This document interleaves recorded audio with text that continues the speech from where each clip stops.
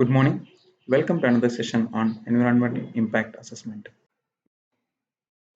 So let's move ahead with the introduction.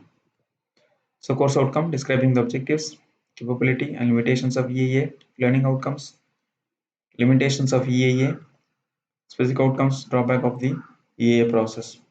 So we'll be looking at the each of the limitation of the EIA process here in this session.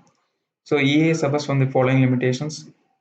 Number one, EA should be undertaken at the project level, but it is generally undertaken at the policy and planning level. So what they mean here is that the EA process has something to do with the practical implementation. But what happens is that all the decisions and all the analysis is being conducted uh, mostly at the manager level or at the administrative level, right?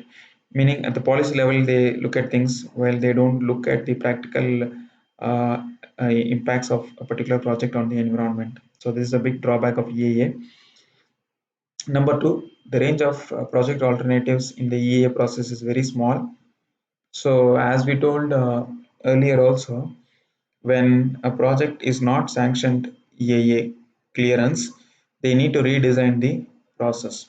So, redesigning of the process, or maybe redesigning of some of the components, or you know, some things they need to redesign in their project to ensure that the impacts are very minimal on the environment. So, such alternatives may not be many for them. So, this is another drawback, right?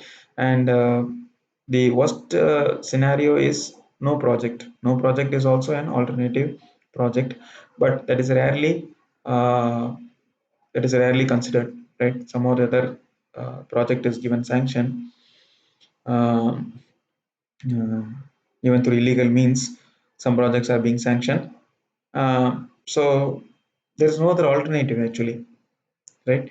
So meaning the alternatives are very less.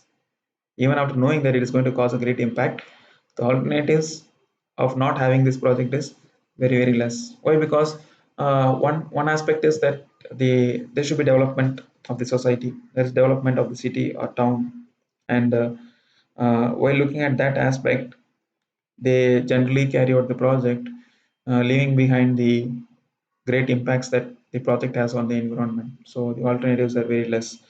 Third one, there is no well-defined criteria to determine what type of projects undergo EIA and which projects don't undergo EIA, right?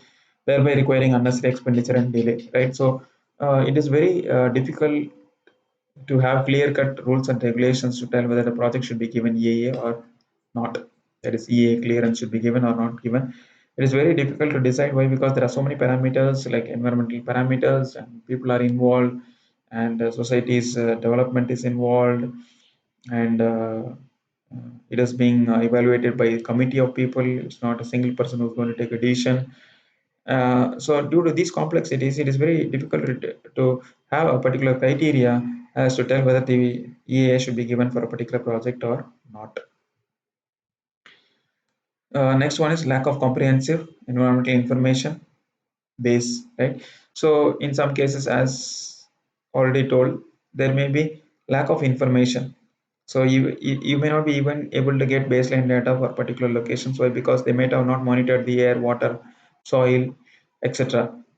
due to lack of manpower, or maybe due to lack of resources, or due to lack of equipments, right? And or maybe it may be lying in a very remote area, so they may not need to carry out the analysis of the water, land, air quality. So this is another drawback. Limitation of time, right? So the whole thing has to be completed in 6 months time or 8 months time. So within the 6 months time or 8 months time, they need to decide whether the project should be given EA clearance or not. That is another limitation. There's lack of manpower, right? So we need a lot of people to carry out this process. That is another disadvantage, and we may need some specialists to carry out the testing process of some parameters which may not be available. There may be lack of financial resources. Uh, the next one is more research and development of improved methodologies required to overcome some of the limitations related to uncertainties in the data. This is another drawback, right? So there are no facilities to conduct that kind of research and development. So And also, in some cases, it may not be possible to find out the uncertainties in terms of the impacts the project has on the environment. Next one, EA reports are extremely academic, bureaucratic, and lengthy, containing too many tables of collected data without data analysis, interpretation, and environmental implications. So since it is too academic and bureaucratic, people may not be able to understand it. Why? Because they don't have knowledge to understand technical jargons, and it may be speaking a lot of statutory regulations and rules which the people may not know. And moreover, it may be a very lengthy one, and it may not be possible for people to spend that much time to understand what is there in a EA report. So all these things make the EA process a little more complex. And apart from all these things, there may be too many tables of data with no data analysis, no interpretation, and no assessment of the implications of the project on the environment. So in actual practice, EA ends immediately after the project clearance, and there is no follow-up action taken. So so a project is implemented, and it is known that it is going to cause some impacts, but there may be no follow-up action as to see whether the mitigation plan is being implemented, whether the monitoring of the water quality, air quality, land quality is being conducted, and whether they are doing it in a scheduled manner. So all these things may not happen. So which ultimately is like it is a failure of the EA process. It does not incorporate strategies of preventing the environmental intervention. Right? There are no specific strategies to prevent the environmental impacts. Project EAs are limited to the of projects direct impacts. So EA focus mainly on the direct impacts, right, and ignoring wide range of impacts such as cumulative impacts, global impacts, indirect impacts, which are nothing but secondary impacts, and synergetic impacts. So let me give a brief of what all these things are. Cumulative impacts is something like which happens over many years. For example, you might have heard about this Bhopal gas tragedy.